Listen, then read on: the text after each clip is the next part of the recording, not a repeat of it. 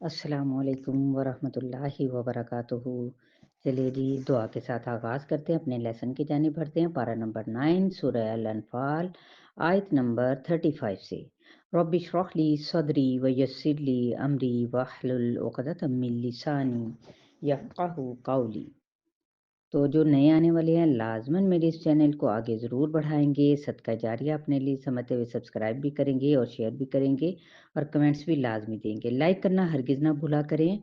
आप लोगों की जो तजावीज़ात हैं ना, वो मेरे लिए बहुत ही अहम होती हैं और मैं उसके मुताबिक इंशाअल्लाह ताला आप लोगों को जहाँ तक मुमकिन हो सकेगा, उसको समझाने की कोशिश करूँगी। और ये फर्स्ट टाइम है जो आप लोगों के साथ लफ्ज़ी तर्जुमे की वज़ाहत के साथ-साथ उसको एक छोटी-छोटी सी क्वेश्चन भी बनाकर आप लोगों के सामने रखे जाएँगे ताकि आप लोगों को कुरान का फ़हम समझ आए।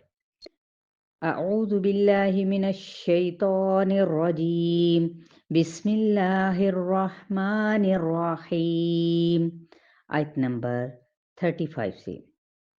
वमा काना स्वलातुहुम इंदल बैति इल्ला मुकाअन व तस्दिया फज़ूक़ुल अज़ाब बिमा कुंतुम तकफ़ुरून। लफ्ज़ी तर्जुमा। वह और मा ना या नहीं, काना थी, सलातुहुम उनकी नमाज, इंदा पास, नज़दीक, अलबैती उस घर के यानी मक्का, इल्ला मगर, मुकाअन रूट वर्ड मीम काफ वाओ। लफ्ज़ी तर्जुमा सीटियाँ, वाह और तस्दियतन सौद दाल या रूट वर्ड माना ताली बजाना। ज़ूक़ू पस चखो, अल आज़ाबा आज़ाब, बिमा बवजह उसके जो, कुन तुम थे तुम, तकफुरून तुम कुफर करते, इनकार करते। अब यहाँ पर क्या है कि मुशरिकीन मक्का नमाज में हलल डालने के लिए कौन से ऐसे तरीके इख्तियार करते थे। तो कौन से तरीके हैं? नंबर 1 सीटियाँ बजाना यानी मुंह में उंगलियां डालकर।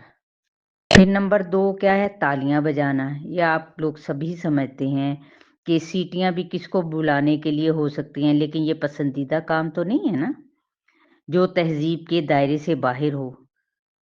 इसी तरह से तालियां भी पीटना यानी बजाना। फिर इस सिलसिले में आगे क्या आया कि फिर चखो अजाब को, किस वजह से? क्योंकि तुम हक का इनकार करते थे। तो यही उनके लिए अजाब था कि अल्लाह ने वो घर वापस ले लिया, यानी जो लोग मुतवल्ली थे।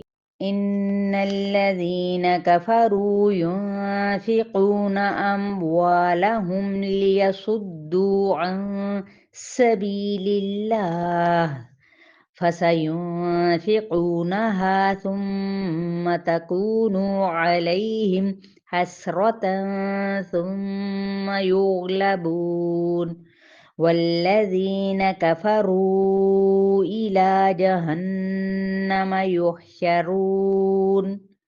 लफ्ज़ी तर्जुमा। इन्ना बेशक, अल्लज़ीना वो लोग, कफ़रू जिन्होंने कुफ़र किया, युनफ़िक़ूना रूट वर्ड नून फा क़ाफ, लफ्ज़ी माना वो खर्च करते हैं। किन चीज़ों को? अम्वालहुम अपने मालों को। किस मकसद के लिए? लियसुद्दू रूट वर्ड स्वाद दाल दाल, ताकि वो रोके। मकसद क्या है? रोक दें। किस बात से? अन सबीलिल्लाही अल्लाह के रास्ते से।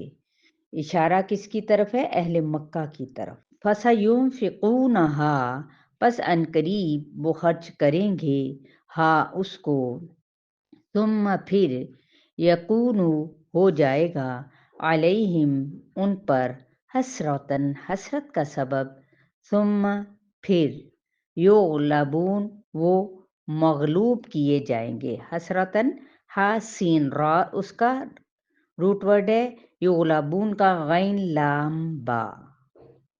व और अल्लज़ीना वो लोग, कफ़रू जिन्होंने कुफर किया, इला तरफ जहन्नमा जहन्नुम के, युहशरून وہ اکٹھے کیے جائیں گے۔ تو اسی طرح دیکھیں یہ پیچھے بھی کیا تھا، تالیاں پیٹنا، کن جگہوں پر عبادت کی مجلسوں میں، وہاں پر کوئی اللہ کا نعوذ باللہ نام نہ لے سکے۔ آیت نمبر 37 لِيَمِيزَ اللَّهُ الْخَبِيثَ مِنَ الطَّيِّبِ وَيَجْعَلَ الْخَبِيثَ بَعْضَهُ